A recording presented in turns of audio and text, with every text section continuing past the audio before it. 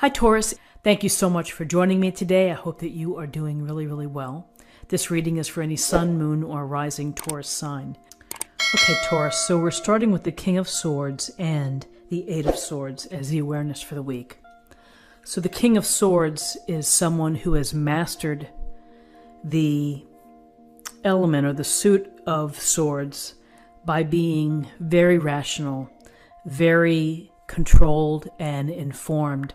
Someone who is able to be objective, someone who looks clearly at the evidence and the facts before making decisions, someone who can make the tough decisions and not get caught up in the drama of emotions or, the pleadings of some folks. You could think of a judge, you could think of an attorney, someone who is decisive, someone who understands complexity and is able to act being objective, being fair, seeking the truth.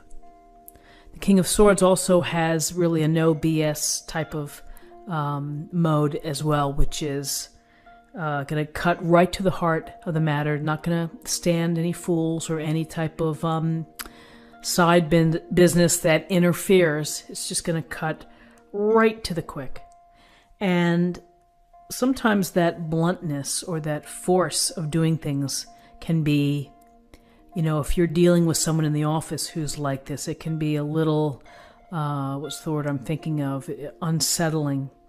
You may take things so personally, like they don't like you, but there's just a characteristic, which is sticking to the facts, looking at the facts, being informed, using smarts and reason to deal with matters. And so this could be very much something for you to think about this week.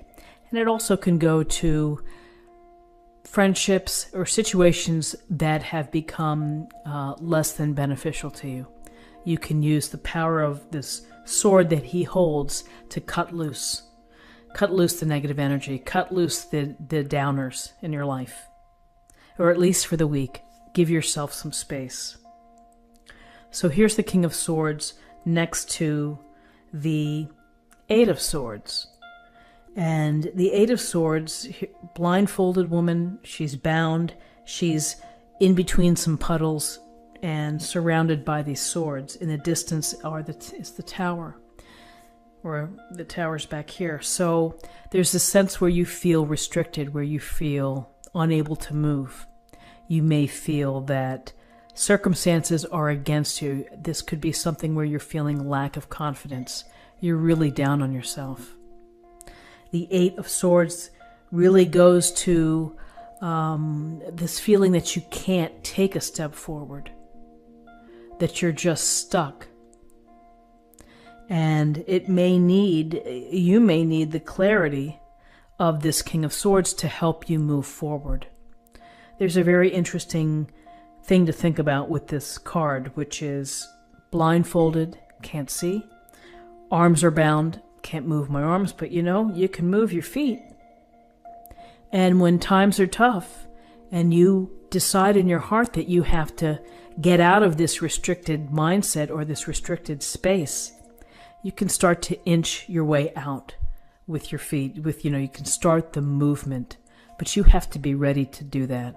You have to have made the decision for yourself to say, I'm done in this negative headspace. I'm done feeling trapped or restricted in this relationship or in this terrible job, and I'm going to do something about it.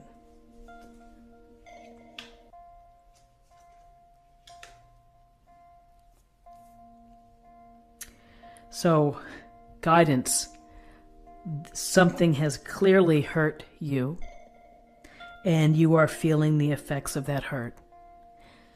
Three of Swords, can't be any more clear than what you see. Three swords stabbing the heart. Painfulness, the grayness of this illustration. Feeling down, feeling betrayed. Someone has hurt you.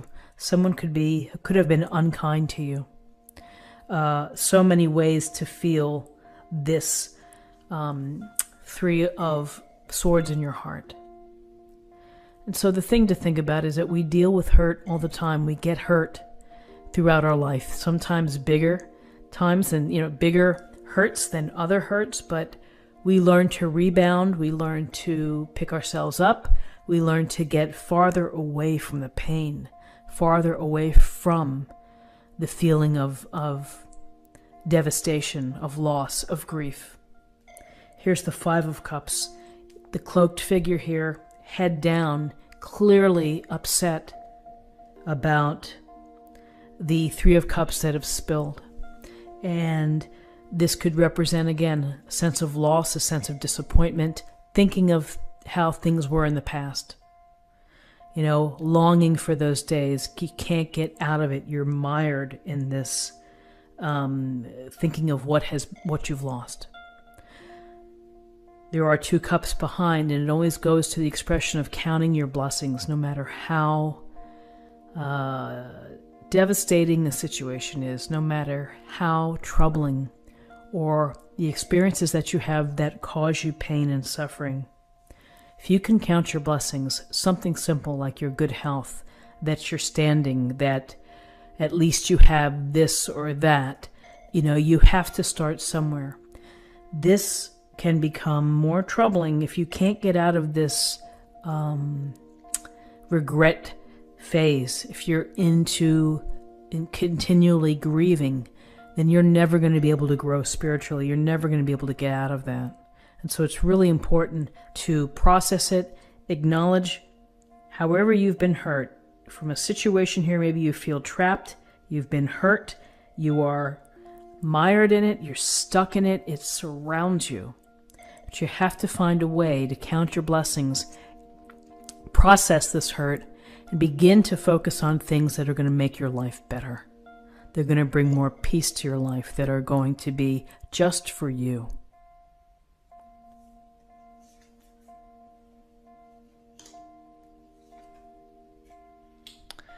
So interesting, we have in the possible outcomes, we have the Three of Cups and the Fool, major arcana. So the Three of Cups is really about, after this heartache and this feeling of sadness and disappointment, what better way to start to rise out of it than to get the support and the love from your friends, to be with your friends, to share, to laugh, to communicate, to support each other, to toast whatever good things that you can toast to, seeing each other, being each other's lives. So this brings a little bit of peace to this reading, which is happiness and the delight of being with others, of celebrating with others. And then we have the Fool, which is, it's new beginnings, new cycles, new opportunities, finding the carefree feeling again in your life. You have to clear out this other business here to get to the Fool. And the Fool is, it's a leap of faith. It could be a high wire act where you have to balance, and yes, you run the risk of falling off, but it's worth the risk. The start of something new that's going to bring passion and make you feel alive again and make you feel purposeful is important. And we're not just restricted to one journey through our life. We have many journeys. We have many paths that we create and that we choose and that we follow. This situation here you can get past it and you can move on. And this is a hopeful reading because you can move on to something, a new beginning that's going to be just right for you and bring you happiness, to bring you joy. So let's see what the oracle cards have in store for us.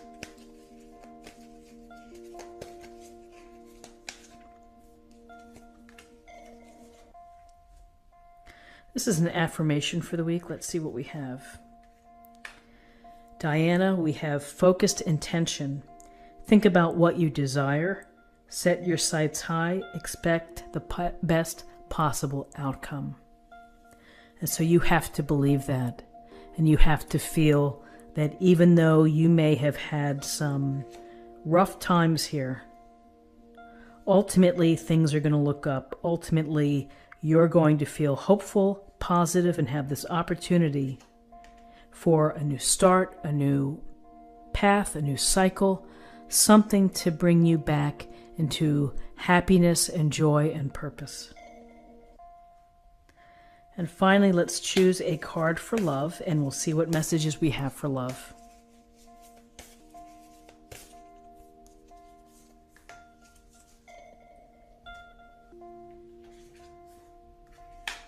Choose love. You always have a choice as to what you should do.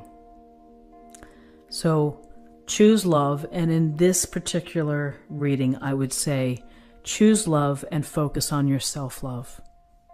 That when in times when you feel trapped in a sad situation, in a tough situation, in a challenging situation, when you've been hurt, when you've experienced loss, when you're experiencing grief or disappointment, we tend to neglect ourselves. So take the time to choose love for yourself and to honor what you need, your desires, and what your heart wants.